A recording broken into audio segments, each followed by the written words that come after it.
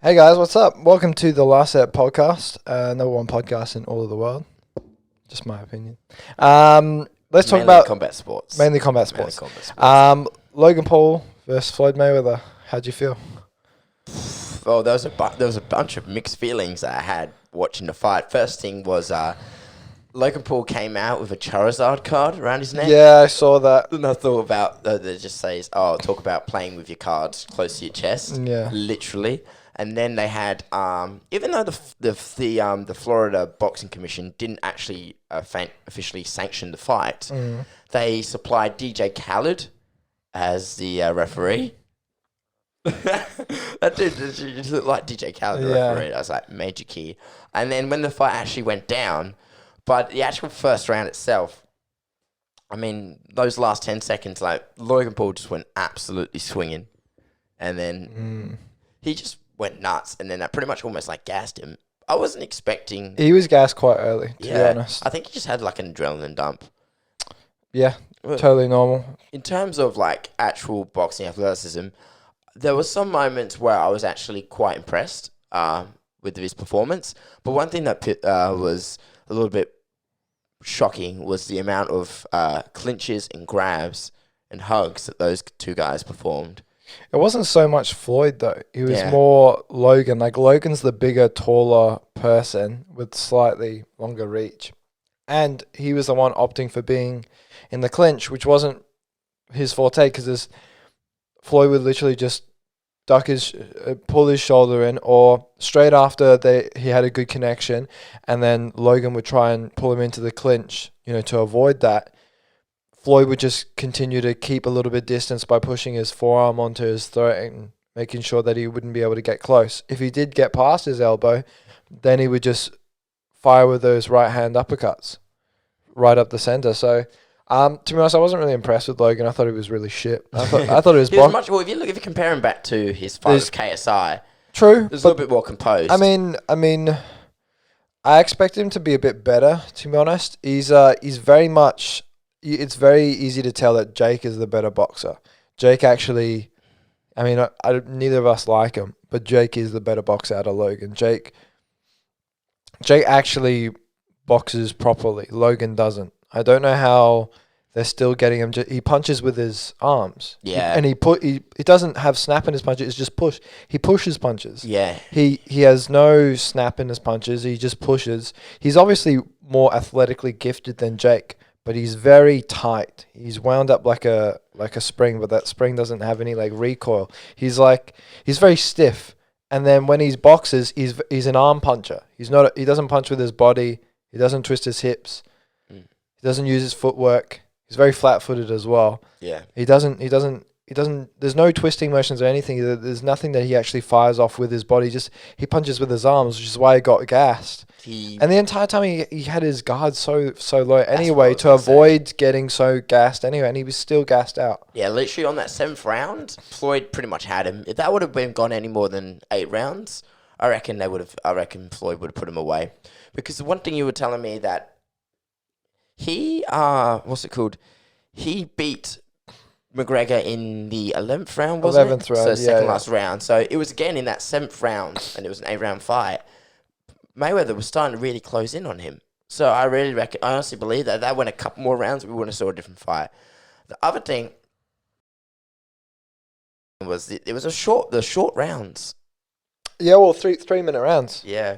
That's the way it's supposed to be, though. Yeah. And then the fact that there was no judges. However, I got to ask, if you actually were to score that as a judge, what would you have scored it?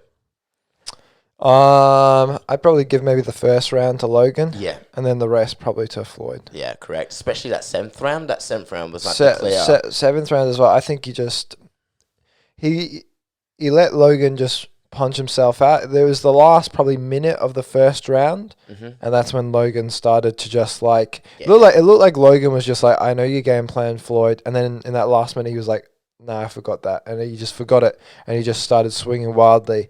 And you can maybe give that first round to Logan. However, a lot of those punches just hit the guard anyway.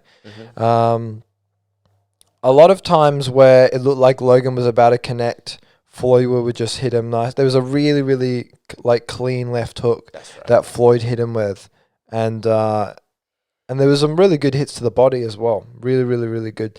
I thought it was weird that Logan started to pull him into the clinch to avoid striking with Floyd, whereas Floyd didn't want that to, he was okay with it once he was in there, but it was more so Floyd was the one keeping the distance, not Logan. Logan was trying to fire off his jab, and it wasn't working. It wasn't really working. He was trying to do almost like a flicker jab, and it wasn't working. It wasn't connecting.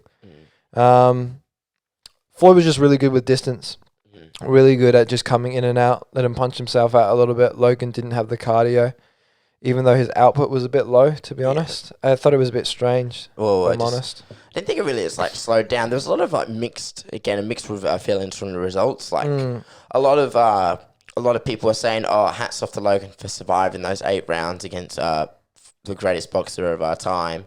And then you got people saying, "Oh, boxing is a joke," especially Dylan Dennis. Dylan Dennis put out a post of him with Floyd Mayweather saying, "Oh, this is an absolute disgrace. If I couldn't finish Logan inside 1 round, I would kill myself." Yeah, he said he'd retire and do that. Yeah. It's just But what's your honest opinions about this whole fight now in general? I thought it would look. It taking place is fine. It's fine for boxing. It brings new boxing fans. Logan was just happy to be there. He wasn't really happy. He kept saying, "I honestly believe I'm gonna knock him out," but every fighter says that. Every fighter says, "Oh, I honestly believe I was gonna win." Because if you show up, no fighter says, "Oh, no, I'm just happy to be here, and win or lose, I've done something great."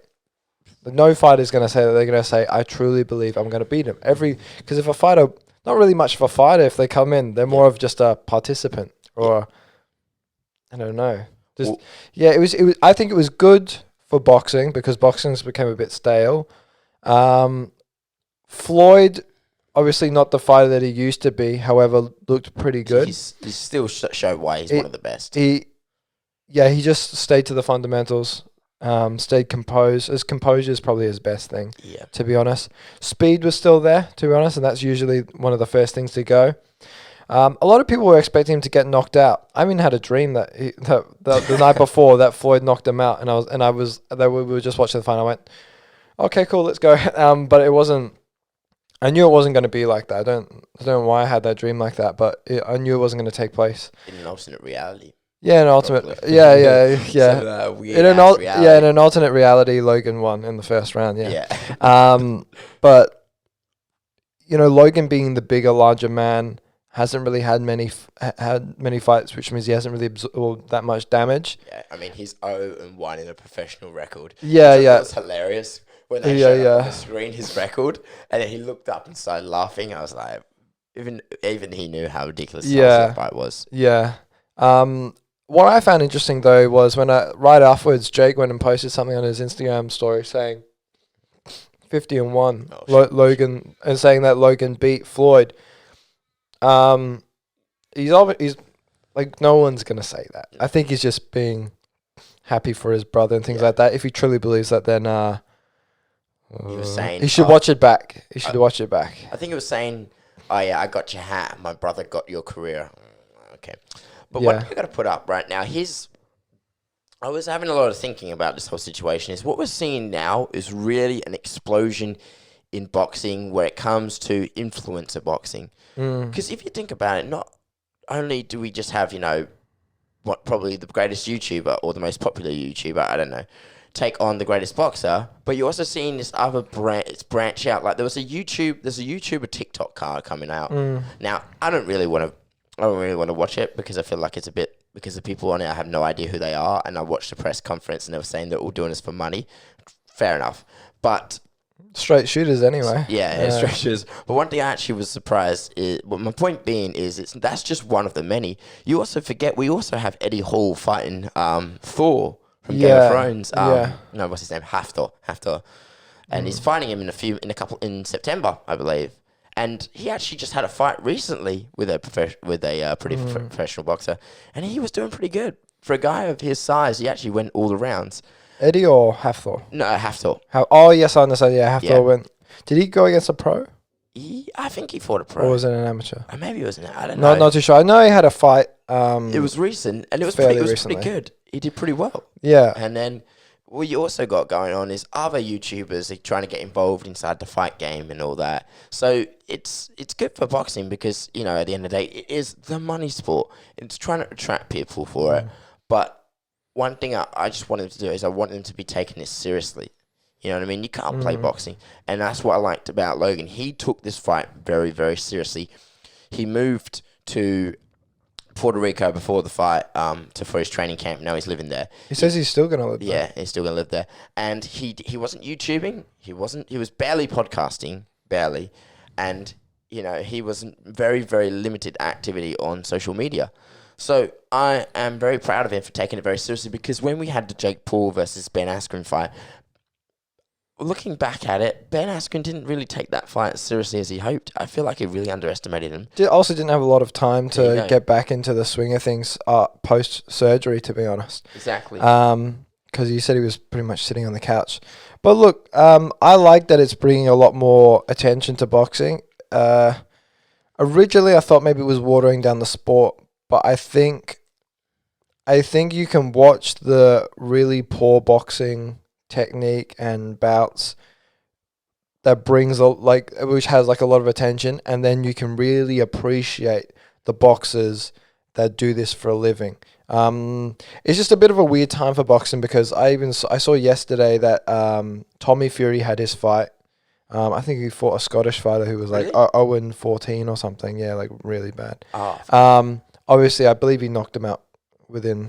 I believe it was the first few rounds. I haven't watched that fight yet back, but I did see a highlight of Tyson Fury's dad, John Fury. He called out Jake Paul and he said, "Come on, Jake Paul," and it's just weird. It's a weird moment for one of the greatest heavyweight fighters, the dad or coach of Tyson Fury, is calling out a YouTuber who's just had recent, fame and stardom in the last couple of years in the boxing industry, maybe in the last year, to be honest.